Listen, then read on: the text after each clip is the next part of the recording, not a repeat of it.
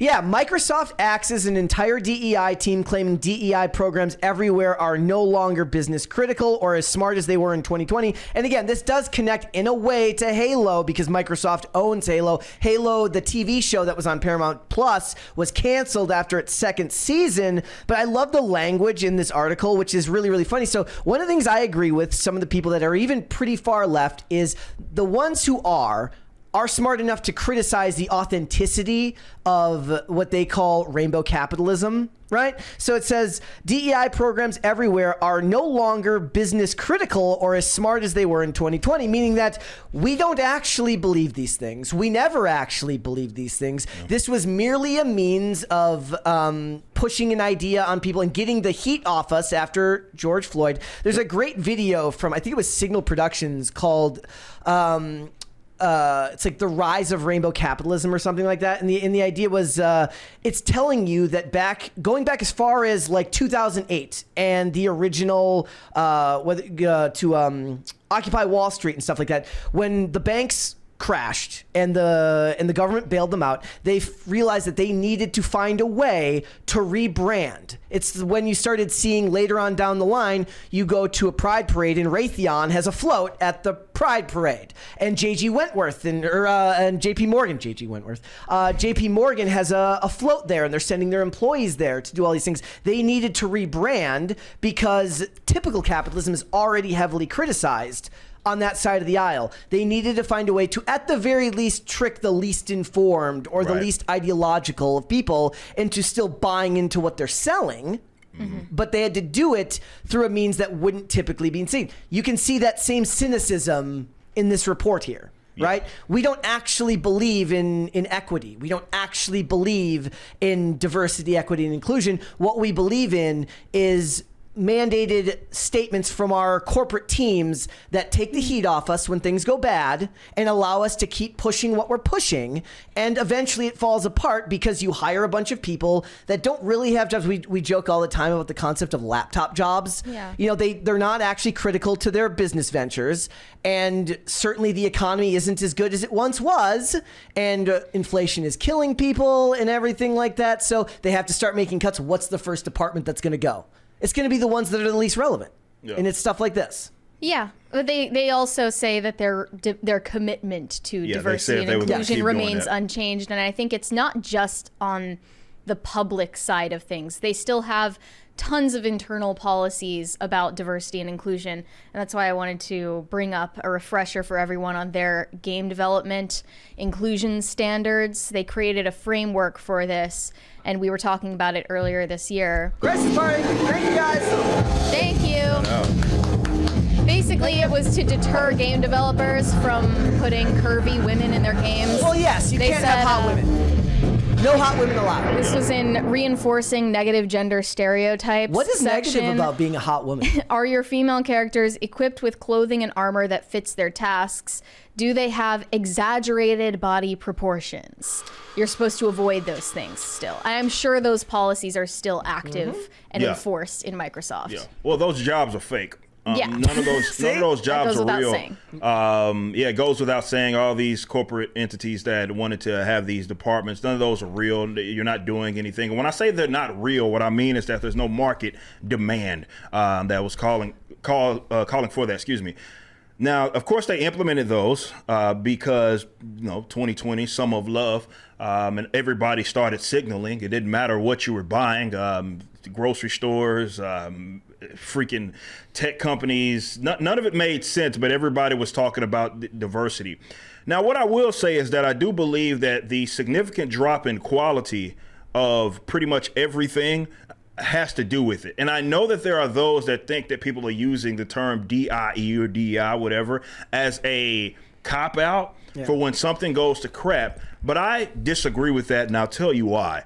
The reason is, if you have a company and you have like this barrier of entry, and in order to get in to work with your company, first and foremost, they have to check whatever box that it may be. Or if it's a quota system, no matter what, inherently you're not getting the best people for the job because that's not your qualification anymore. Maybe the qualification after they get in is that, okay, you want someone that's semi-competent, but it's not like you're choosing from this just pool of talent. Doesn't matter what your color is, gender, or any of that stuff. It's like, can you perform, right? Because then at that point, you may end up with some sort of outcome that is not diverse at all.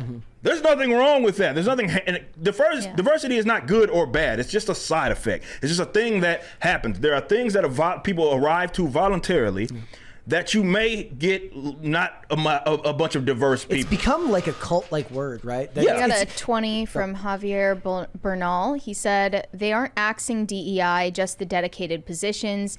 It's the next phase. Bridge is the tool for this. They will move the ideology to all workers at all levels. Look it up. Kirsch Verstal. Kirsch Verstal has been covering this for months. Yeah, it is like you had mentioned this, Mary. I mean, the implementation is already there. I mean, the fake jobs are there, but at least the culture is going to be there. You can't just axe it out entirely. No. Anyways, it's now embedded in your corporate structure. And that was the point. I mean, so they were at least successful. So maybe they did their little jobs and they're getting axed and they're getting fired to save a little money. But as far as what they were trying to implement from the ideological perspective, that's there and you see it, and it is something that they're going to hyper-emphasize, which is why a lot of things are going to suffer, because you have a bunch of folks that may check a bunch of boxes. It's pretty colorful. It's all these different genders, but it sucks. Why? Because there's these people were brought in specifically because they checked said box. You did not, with people with, unlimited amounts of money, these mega corporations, unlimited amounts of money, all sorts of bread. But unfortunately, they're not focused on bringing people that are competent, because bringing people that are competent could potentially, not always, but maybe it does get you an outcome that they find unfavorable. Because if it's like 80% white guys or 90% white guys that are into Star Wars, and maybe those guys are the ones that are going to end up writing it, well, that's a problem, right? They can't have all those white guys, so we gotta mix it up a little bit, and we gotta make sure that with our little barrier of entry, well, do you check a box first? Are you gay? Are you lesbian? Are you black? Are you Hispanic? Or whatever the fuck? Excuse my language. Whatever the hell it may be.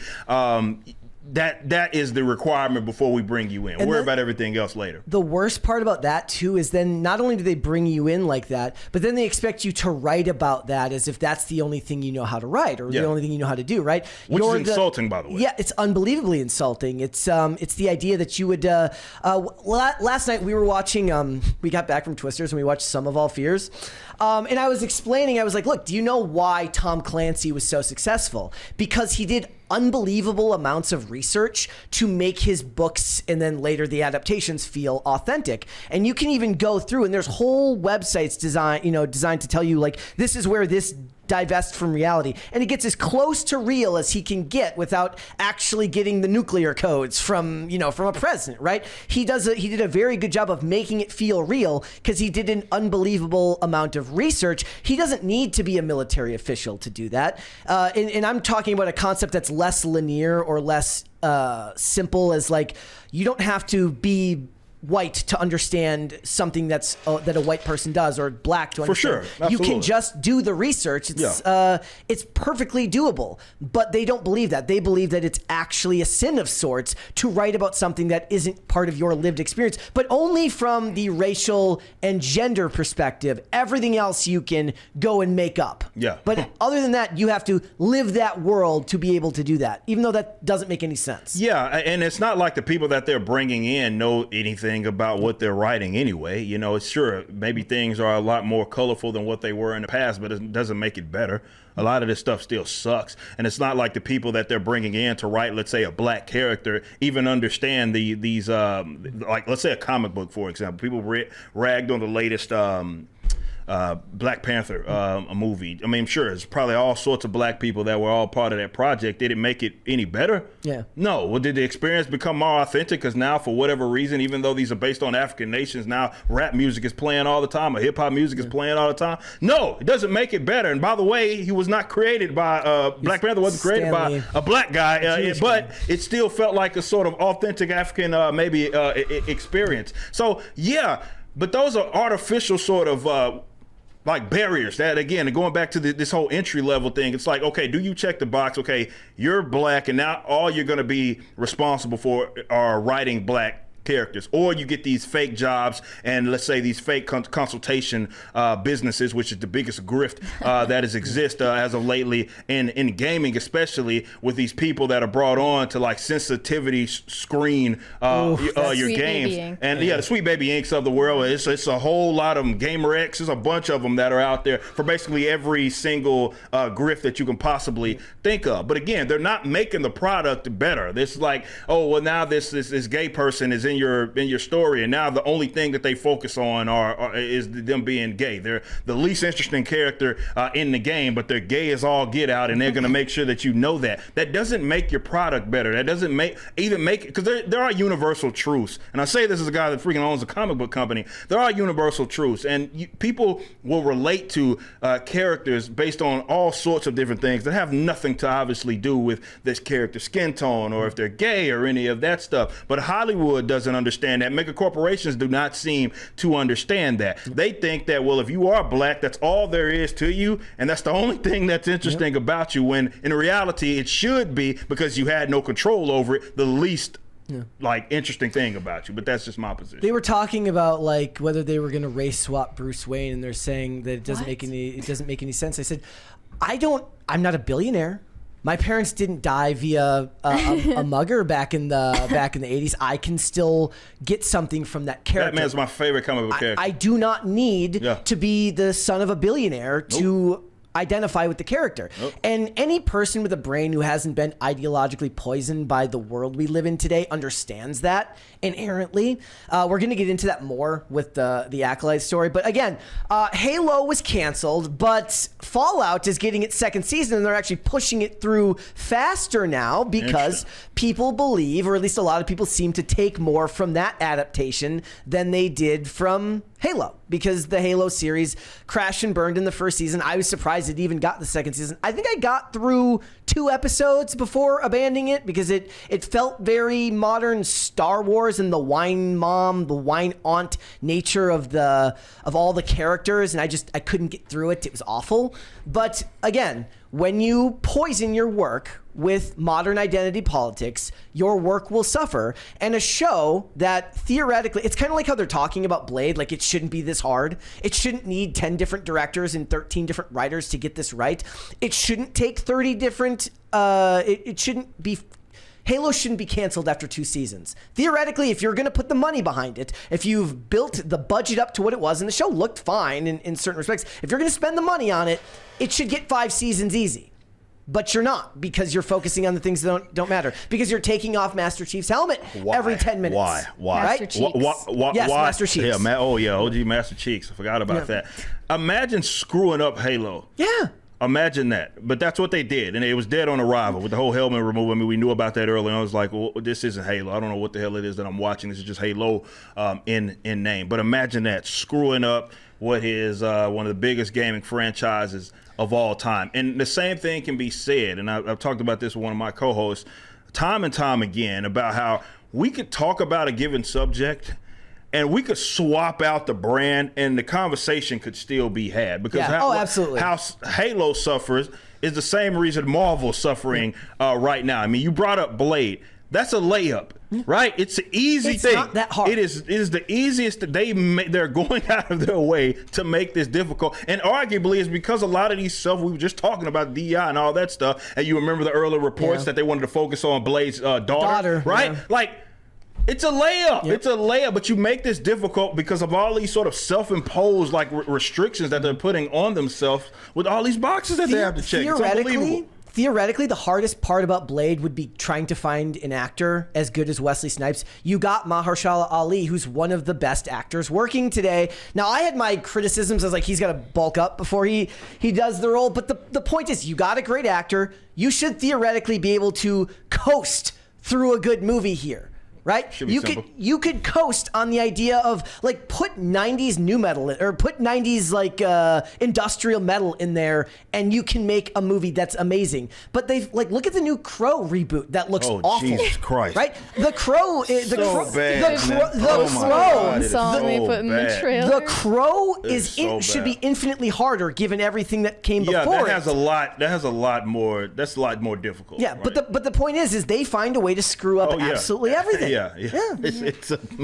I don't get it, man. Star Wars, could you imagine Star Wars? I know we're going to talk about Acolyte here in a little bit, but I mean, I would have never thought that I would see the day that Star Wars isn't making money. Yeah. Like, it's a money printing machine. Even with the divisive prequels that happened in the latter half of the 90s. Not nearly as divisive now. That's the thing. I mean, I remember people arguing. I remember us in school arguing about what was going on, and people had their arguments about if this was stupid, if it wasn't stupid, but people still had love for the franchise. It was a different type of right. It was the same type of divisiveness that comes from two people arguing about comic book characters. But that's the thing. I would argue nerd culture, that's an inherent part, like a core tenet. People arguing over what people deem as stupid things, right? It happens all the time. Now we're sitting there arguing about things that are really, really stupid. Who would win, Deathstroke or Deadpool? Right. That's the type of fight you expect to have. Bingo. Now it's like, oh my God, like, well, this is the worst thing I've ever seen. None of this makes any sense. They're making it so hard on themselves for whatever reason. Kathleen Kennedy says that,